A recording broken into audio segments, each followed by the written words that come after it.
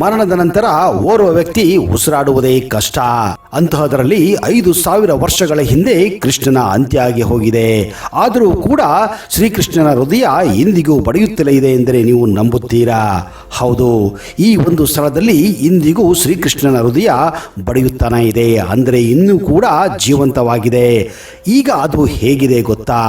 ಆ ಸ್ಥಳ ಯಾವುದು? ಆ ದೇವಸ್ಥಾನ ಯಾವುದು? ಯಾಕೆ ಇಲ್ಲಿಯವರೆಗೂ ಶ್ರೀಕೃಷ್ಣನ ಹೃದಯ ಜೀವಂತವಾಗಿದೆ?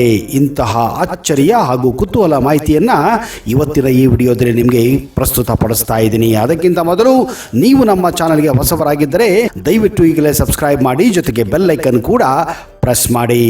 ಸ್ನೇಹಿತರೆ, ಒಂದು ವೇಳೆ ನಿಮಗೆ ಈ ವಿಡಿಯೋ ಇಷ್ಟ ಆದರೆ ದಯವಿಟ್ಟು ಜೈ ಶ್ರೀಕೃಷ್ಣ ಎಂದು ಕಮೆಂಟ್ ಬಾಕ್ಸಲ್ಲಿ ಸಂಬೋಧಿಸಿ.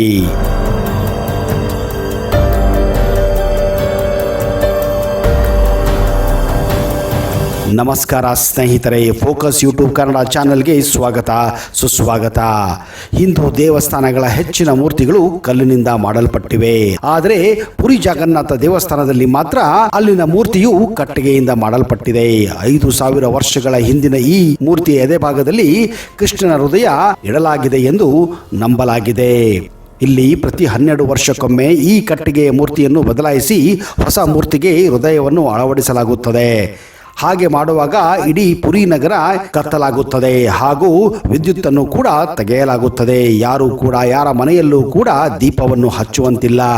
ಪೂರ್ಣ ಕತ್ತಲಲ್ಲಿ ಮಾತ್ರ ಕಣ್ಣಿಗೆ ಬಟ್ಟೆಯನ್ನು ಕಟ್ಟಿಕೊಂಡು ಕಾವಿ ಬಣ್ಣದ ಬಟ್ಟೆಯನ್ನು ಕೈಗೆ ಹಾಕಿಕೊಂಡು ಹೃದಯವನ್ನು ಒಂದು ಮೂರ್ತಿಯಿಂದ ಇನ್ನೊಂದು ಮೂರ್ತಿಗೆ ಸ್ಥಳಾಂತರಿಸಲಾಗುತ್ತದೆ.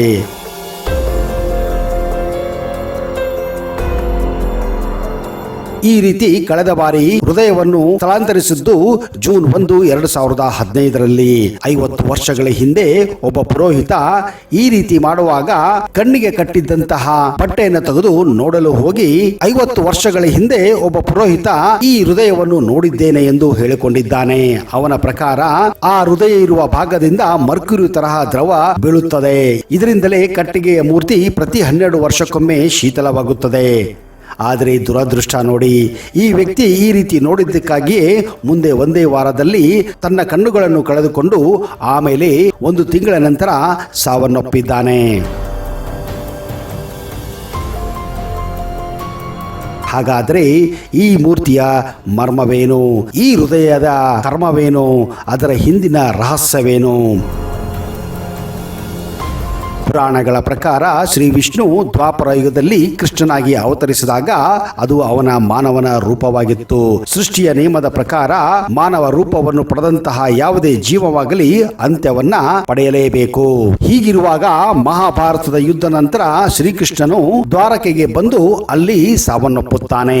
ಆಮೇಲೆ ಪಾಂಡವರು ಶ್ರೀಕೃಷ್ಣನ ಅಂತಿಮ ವಿಧಿವಿಧಾನಗಳನ್ನು ಮಾಡಿದಾಗ ಕೃಷ್ಣನ ಇಡೀ ದೇಹವು ಬೆಂಕಿಗೆ ಮೀಸಲಾಗಿತ್ತು. ಹೀಗೆ ಶ್ರೀಕೃಷ್ಣನ ದೇಹ ಸಂಪೂರ್ಣವಾಗಿ ಸುಟ್ಟು ಹೋಗುತ್ತದೆ. ಆದರೆ ಅವನ ಹೃದಯ ಮಾತ್ರ ಬೆಂಕಿಯಲ್ಲಿ ಸುಡುವುದಿಲ್ಲ. ಆಗಲೂ ಕೂಡ ಆ ಹೃದಯ ಬಡಿಯುತ್ತಿತ್ತು. ಬೆಂಕಿಯು ಅವನ ಮೇಲೆ ಯಾವ ಪರಿಣಾಮವೂ ಬೀರುವುದಿಲ್ಲ. ಜ್ವಾಲೆಯ ಬಿಸಿ ಕೂಡ ಹೃದಯವನ್ನು ಮುಟ್ಟಲು ಆಗುವುದಿಲ್ಲ. ಆಗ ಪಾಂಡವರು ದಿಗ್ಭ್ರಮೆಗೊಂಡು ಕೃಷ್ಣನ ಆ ಹೃದಯವನ್ನು ನೀರಿನಲ್ಲಿ ಮುಳುಗಿಸಿದ್ದರು ಎಂದು ಪುರಾಣಗಳಲ್ಲಿ ಉಲ್ಲೇಖಿಸಲಾಗಿದೆ. ನೀರಿನಲ್ಲಿ ಹರಿಯುತ್ತಿದ್ದ ಶ್ರೀಕೃಷ್ಣನ ಹೃದಯವು ಒಂದು ಮರದ ತುಂಡಿನ ರೂಪವನ್ನು ಪಡೆದುಕೊಂಡು ನೀರಿನಲ್ಲಿ ಹರಿಯುವಾಗ ಅದು ಹರಿದಾಡುತ್ತಾ ಒರಿಸ್ಸಾದ, ಅಂದರೆ ಈಗಿರುವ ಪುರಿ ಜಗನ್ನಾಥ ದೇವಸ್ಥಾನದ ಸಾಗರಕ್ಕೆ ತಲುಪುತ್ತದೆ. ಅದೇ ರಾತ್ರಿ ಶ್ರೀಕೃಷ್ಣನು ಇಂದ್ರದ್ಯುಮ್ನ ಎಂಬ ರಾಜನ ಕನಸಿನಲ್ಲಿ ಕಾಣಿಸಿಕೊಂಡು ತಾನು ಮರದ ತುಂಡಾಗಿ ಸಾಗರದಲ್ಲಿ ತೇಲುತ್ತಿದ್ದೇನೆ ಎಂದು ಹೇಳುತ್ತಾನೆ. ಬೆಳಿಗ್ಗೆ ಎದ್ದ ಕೂಡಲೇ ರಾಜನು ಶ್ರೀಕೃಷ್ಣನು ಹೇಳಿದ ಸ್ಥಳವನ್ನು ತಲುಪುತ್ತಾನೆ. ಇದಾದ ನಂತರ ಅವನು ಆ ಮರದ ತುಂಡಿಗೆ ನಮಸ್ಕರಿಸಿ ಅದನ್ನು ತನ್ನೊಂದಿಗೆ ತಂದು ಪುರಿ ಜಗನ್ನಾಥದ ವಿಗ್ರಹದಲ್ಲಿ ಇಟ್ಟಿದ್ದಾನೆ ಎಂದು ಹೇಳಲಾಗುತ್ತಿದೆ. ರಾಜ ಇಂದ್ರದ್ಯುಮ್ನನು ಹೃದಯವು ಇರುವಂತಹ ಆ ಕಟ್ಟಿಗೆಯನ್ನು ಜಗನ್ನಾಥ ವಿಗ್ರಹದಲ್ಲಿ ಇಟ್ಟಾಗಿನಿಂದಲೂ ಅದು ಇನ್ನೂ ವಿಗ್ರಹದೊಳಗೆ ಇದೆ. ಅದು ಇಂದಿಗೂ ಕೂಡ ಬಡಿಯುತ್ತಿದೆ ಎಂದು ನಂಬಲಾಗಿದೆ. ಹೀಗೆ ಪ್ರತಿ 12 ವರ್ಷಗಳ ನಂತರ ಶ್ರೀಕೃಷ್ಣ ವಿಗ್ರಹವನ್ನು ಬದಲಿಸಿದಾಗ ಆ ಹೃದಯವನ್ನು ಕೂಡ ಹೊಸ ವಿಗ್ರಹಕ್ಕೆ ಸ್ಥಳಾಂತರಿಸಲಾಗುತ್ತದೆ. ಈ ವಿಗ್ರಹವನ್ನು ಬದಲಾಯಿಸುವ ಪ್ರಕ್ರಿಯೆಯನ್ನು ಇಲ್ಲಿ ನವ ಕಲಯವರ ಸಮಾರಂಭ ಎಂದು ಕರೆಯಲಾಗುತ್ತದೆ. ಆದರೆ ಈ ಆಚರಣೆಯನ್ನು ಮಾಡಿದಾಗಲೆಲ್ಲ ಇಡೀ ನಗರದ ವಿದ್ಯುತ್ತನ್ನು ತೆಗೆಯಲಾಗುತ್ತದೆ. ಮನೆಯಲ್ಲಿ ಯಾರೂ ಕೂಡ ದೀಪವನ್ನು ಕೂಡ ಹಚ್ಚುವ ಹಾಗಿಲ್ಲ. ತದನಂತರ ವಿಗ್ರಹವನ್ನು ಬದಲಿಸಿದ ಅರ್ಚಕರು ಆ ಹೃದಯವನ್ನು ಹೊಸ ವಿಗ್ರಹಕ್ಕೆ ಇಡುವಾಗ ಕಣ್ಣಿಗೆ ಬಟ್ಟೆಯನ್ನು ಕಟ್ಟಿಕೊಳ್ಳಲಾಗುತ್ತದೆ, ಜೊತೆಗೆ ಕೈಗೆ ಬಟ್ಟೆಯನ್ನು ಕಟ್ಟಿಕೊಂಡು ವಿಗ್ರಹದಿಂದ ಹೃದಯವನ್ನ ಬದಲಾಯಿಸುತ್ತಾರೆ. ವಿಗ್ರಹವನ್ನು ಬದಲಾಯಿಸುವಾಗ ವಿದ್ಯುತ್ ತೆಗೆಯಲು, ಕೈಗೆ ಬಟ್ಟೆ ಕಟ್ಟಲು ಮತ್ತು ಕಣ್ಣಿಗೆ ಬಟ್ಟೆಯನ್ನು ಕಟ್ಟಲು ಮುಖ್ಯ ಕಾರಣವೆಂದರೆ ಯಾರು ಈ ವಿಗ್ರಹವನ್ನು ಬರೀ ಕಣ್ಣಿನಲ್ಲಿ ನೋಡುತ್ತಾರೋ ಆ ವ್ಯಕ್ತಿ ಸಾವನ್ನಪ್ಪುತ್ತಾರೆ ಎಂದು ನಂಬಿಕೆ ಇದೆ. ಈ ನವ ಕಲೆಯಿರುವ ಆಚರಣೆಯನ್ನು ಮಾಡುವ ಮೊದಲು ಪೂರ್ಣ ಜಾಗರೂಕತೆಯನ್ನು ವಹಿಸಿಕೊಳ್ಳುವುದು ಇದು ಅತ್ಯಂತ ಮುಖ್ಯವಾಗಿದೆ. ವಿಗ್ರಹವನ್ನು ಬದಲಾಯಿಸುವ ಪುರೋಹಿತರು ಈ ಪ್ರಕ್ರಿಯೆಯನ್ನು ಮಾಡಿದಾಗಲೆಲ್ಲ ಆ ಸಮಯದಲ್ಲಿ ತಮ್ಮ ಕೈಯಿಂದ ಹಾರಿದಂತೆ ತೋರುತ್ತದೆಂದು ಹೇಳಿಕೊಂಡಿದ್ದಾರೆ.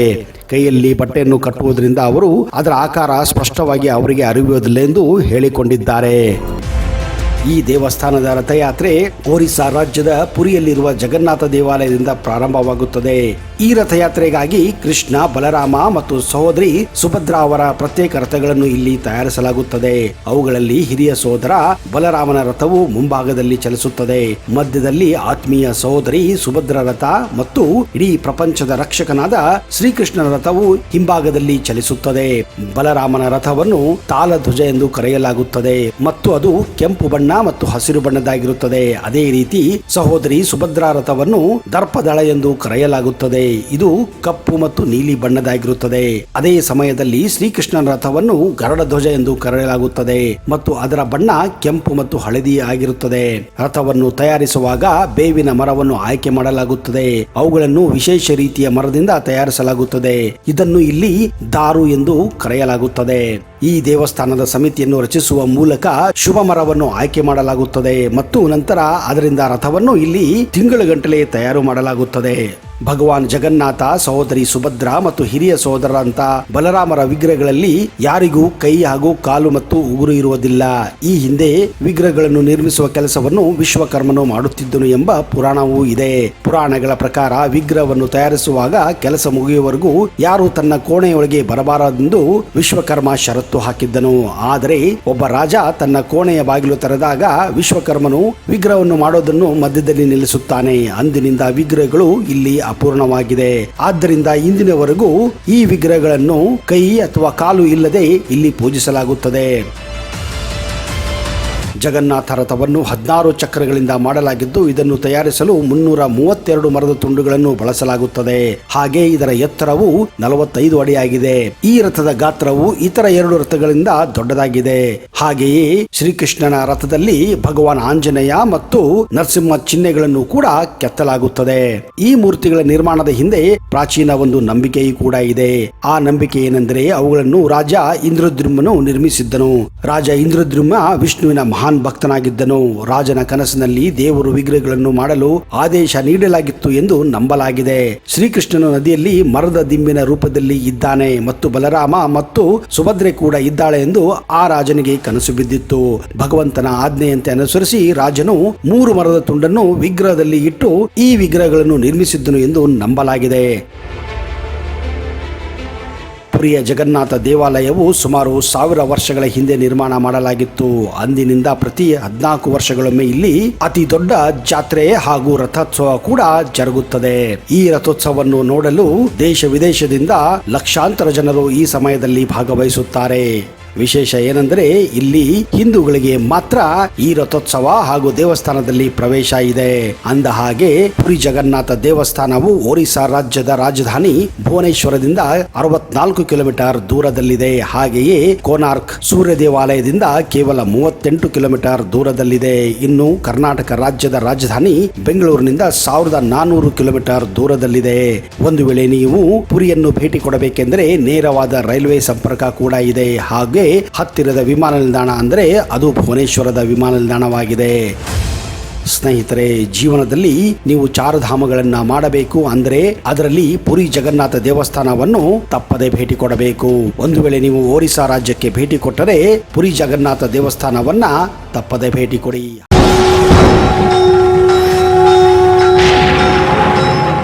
ಶ್ರೀ ಮಹಾಪ್ರತ್ಯಂಗಿರ ಚೌಡೇಶ್ವರಿ ಜ್ಯೋತಿಷ್ಯ ಫಲ, ಪಂಡಿತ್ ವೈದ್ಯಮೋಡಿ ರಾಮಜ್ಜ, ಶ್ರೀ ಆಂಜನೇಯ ಸ್ವಾಮಿಯ ಆರಾಧಕರು, Indian famous astrologer. Get 100% solution to all your problems. Shri Pratyangira ದೇವಿಯನ್ನ ವಶಪಡಿಸಿಕೊಂಡಿರುವ ಏಕೈಕ ಜ್ಯೋತಿಷ್ಯರು ಪಂಡಿತ್ ರಾಮಜ್ಜನವರು. ರಾಜಮೋಡಿ, ರಕ್ತಮೋಡಿ, ತಾಳೆಗೆರೆ ಮತ್ತು ನಿಮ್ಮ ಧ್ವನಿಯ ಮೂಲಕ ನಿಮ್ಮ ಭವಿಷ್ಯವನ್ನ ನಿಖರವಾಗಿ ಹೇಳುತ್ತಾರೆ. ಫೋನಿನ ಮೂಲಕ ನೇರ ಪರಿಹಾರದಲ್ಲಿ ಓಪನ್ ಚಾಲೆಂಜ್. ಆಂಜನೇಯ ಸ್ವಾಮಿಯ ಅನುಗ್ರಹದಿಂದ ವಿಶೇಷ ಪರಿಹಾರ ತಿಳಿಸುತ್ತಾರೆ. ನಿಮ್ಮ ಒಂದು ಕರೆ ನಿಮ್ಮ ಭವಿಷ್ಯವನ್ನೇ ಬದಲಾಯಿಸಬಲ್ಲದು. ಇವರ ದೂರವಾಣಿ ಸಂಖ್ಯೆ 9008220252.